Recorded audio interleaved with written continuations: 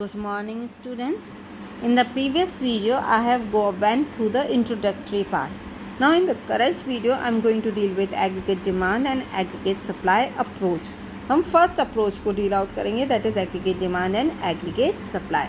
आपको मालूम है एग्रीगेट डिमांड किसके बराबर होता है? C plus I. And aggregate supply किसके बराबर होता है? C plus S. And aggregate supply is equal to income also. Why? Because Y is equal to C plus S or Y is equal to C plus I. ये हम previous chapter में पढ़ चुके हैं. Just recall the previous chapter. मैंने आपको पहले ही बोला था कि फर्स्ट चैप्टर समझना बहुत ज़रूरी है एग्रीगेट डिमांड का एंड एग्रीगेट सप्लाई का, तभी आपको सेकेंड चैप्टर समझ में आएगा. You have to memorise it. C plus S. आप जो भी कमाते हो दो पार्ट में डिवाइड हो जाता है, कंजप्शन एंड सेविंग में. आपने खर्च कर दिया, कुछ पार्ट बचा के रख लिया, कुछ पार्ट बचा के रख लिया तो सेविंग, खर्च कर दिया तो consumption. Y is equal to C plus S. और जो भी सप्लाई होती है उसमें हम क्या कर देते हैं? इनकम. तो income is equal to aggregate supply C plus S and aggregate demand is C plus I. And aggregate demand is equal to aggregate supply. This is the point where equilibrium establish. ये एक ऐसा point जहाँ equilibrium आता है. अब आपने देखा है एग्रीगेट सप्लाई कहाँ से शुरू होता है? पॉइंट ज़ीरो से, क्योंकि अगर आपकी इनकम ज़ीरो है, ठीक है ना, इनकम ज़ीरो हो सकती है, आपका कंजप्शन कभी भी ज़ीरो नहीं होता है, ये ध्यान रखना. आपने पढ़ा था पिछले लेसन में सेविंग डिससेविंग से स्टार्ट होती है and so on. Aggregate supply आपका 45 डिग्री का एंगल बनाता है.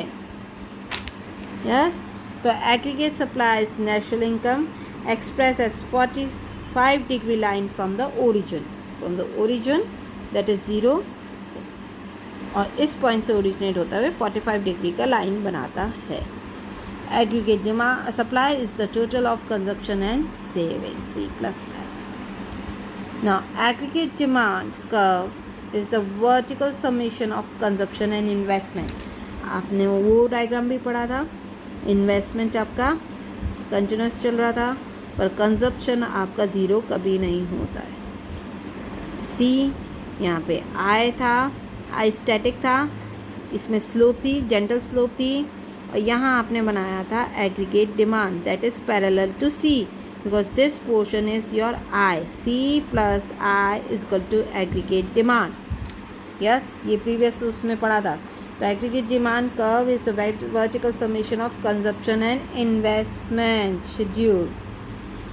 सो एग्रीगेट का demand curve represent C plus I.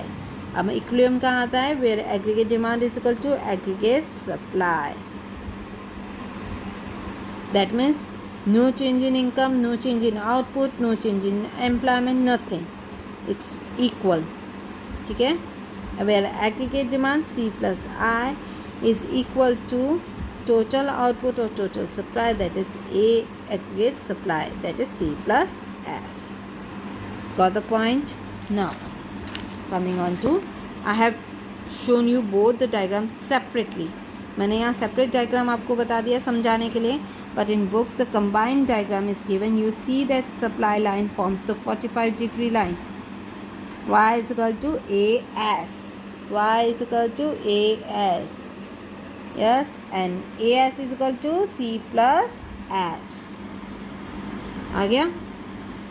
और ये मैंने आपको बताया investment statical line, consumption C ऊपर है और C plus I is equal to aggregate demand. C के पैरेलल एग्रीगेट डिमांड है जो कि I कहलाता है. You got the point? अच्छी तरह से समझ में आ गया आपको? कोई प्रॉब्लम? अब इक्विलिब्रियम पॉइंट कहाँ आ रहा है? Here where aggregate demand is equal to aggregate supply. You see aggregate demand is equal to aggregate supply.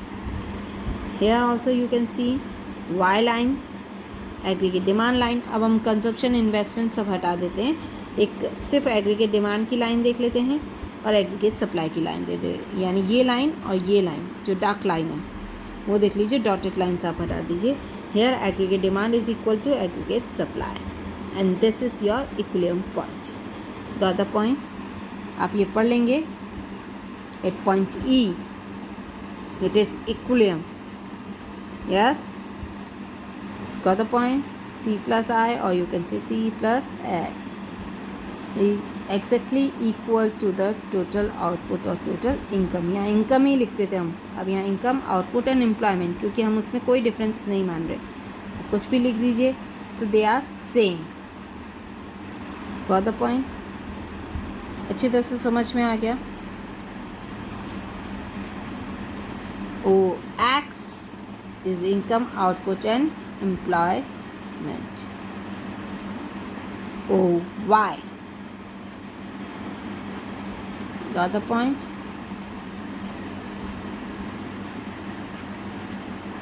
E से देखिए आप ओ वाई, ये आपका क्या दिखा रहा है? Equilibrium level of income and output दिखा रहा है. ठीक है, अगर कोई भी चेंज होगा तो वापस हम कहाँ पहुँचना होगा? इक्विलिब्रियम लेवल पे. मैं आपको आगे समझाऊंगी. अगर एग्रीगेट डिमांड में चेंज होता है तो हमें उसको एग्रीगेट सप्लाई के बारे में बराबर लाना है, और एग्रीगेट सप्लाई में चेंज होता है तो हमें एग्रीगेट डिमांड के उसमें लाना है. देखिए आपने अभी क्या पढ़ा? इक्विलिब्रियम कहाँ आता है? This is here. Now if you see aggregate demand is more than aggregate supply, तो आपको क्या करना पड़ेगा? कहाँ जाना है? इस कंडीशन पे जाना है. और अगर एग्रीगेट सप्लाई ज़्यादा हो जाए with related to aggregate demand, आपको कहाँ जाना है? Where you have to go? At the this situation. Got the point? तो ultimately you have to come on to this situation. This is an equilibrium situation. ये कौन सी situation है? Equilibrium situation है. I think so up to now it's clear.